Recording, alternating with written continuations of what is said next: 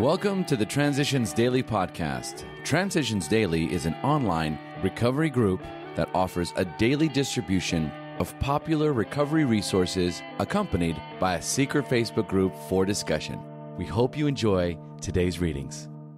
This is Transitions Daily for February 14th, read by Sarah M. from Pittsburgh, Pennsylvania. AA Thoughts for the Day. Results. We found that as soon as we were able to lay aside prejudice and express even a willingness to believe in a power greater than ourselves, we commenced to get results, even though it was impossible for any of us to fully define or comprehend that power, which is God. Alcoholics Anonymous, page 46. Thought to consider. God seldom becomes a reality until God becomes a necessity. AA acronyms. GIFT. God is forever there. Just for today. Overseas from The Three Legacies of Alcoholics Anonymous. Maybe AA was just a Yankee gadget that would be no good for Ireland, England, Holland, Scandinavia, Australia, and the Pacific. Since their countries were so different, maybe their alcoholics were different too. Will AA work in our cultures? They asked. We became heavily involved in correspondence, much helped by our American members in New York who could translate for us.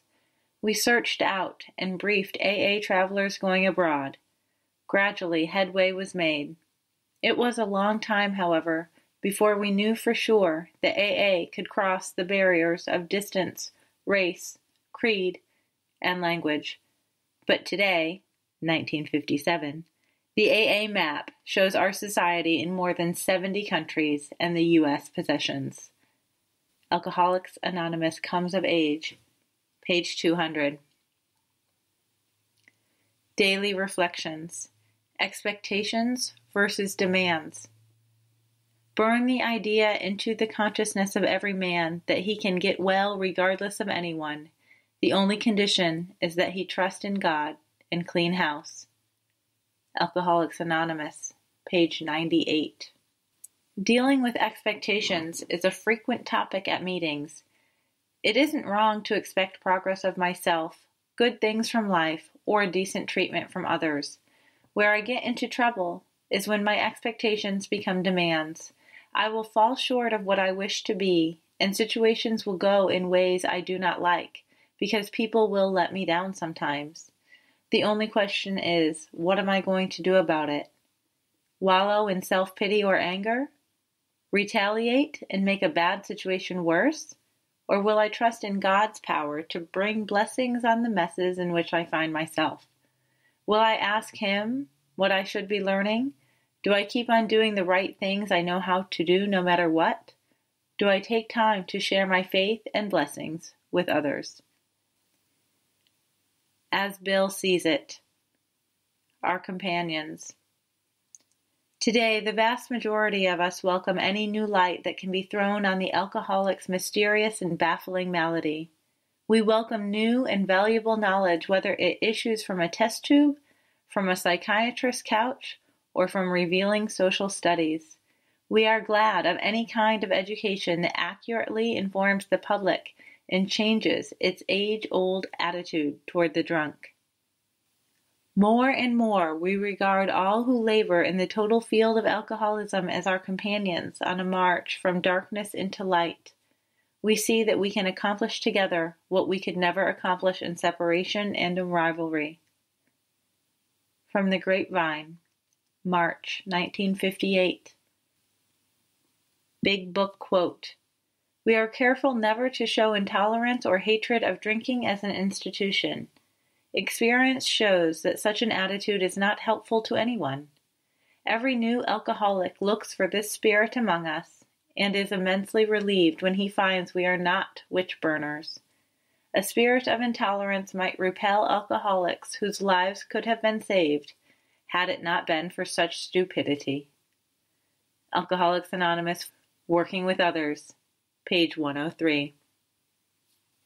24 hours a day. AA Thought for the Day. After that first drink, we had a single-track mind. It was like a railroad train. The first drink started it off, and it kept going on the single track until it got to the end of the line, drunkenness. We alcoholics knew this was the inevitable result when we took the first drink, but we still couldn't keep away from liquor. Our willpower was gone. We had become helpless and hopeless before the power of alcohol. It's not the second drink or the 10th drink that does the damage. It's the first drink. Will I ever take that first drink again? Meditation for the day. I must keep a time apart with God every day. Gradually, I will be transformed mentally and spiritually. It is not the praying so much as just being in God's presence. The strengthening and curative powers of this I cannot understand, because such knowledge is beyond human understanding, but I can experience them. The poor, sick world would be cured if every day each soul waited before God for the inspiration to live aright. My greatest spiritual growth occurs in this time apart with God. Prayer for the day. I pray that I may faithfully keep a quiet time apart with God. I pray that I may grow spiritually each day. Hazelden Foundation, P.O. Box 176, Center City, Minnesota, 55012. I'm Sarah, and I'm an alcoholic. We hope you enjoyed today's readings. You can also receive Transitions Daily via email and discuss today's readings in our secret Facebook group. So for more information, go to dailyaaemails.com today. Other than the 24 hours a day reading, unless otherwise specified, all quotes copyright Alcoholics Anonymous World Services, Inc., 1952, 1957, 1967, 1973, 1975, 1976, 1980, 1981, 1984, 1985, 1988, 1990, or 2001.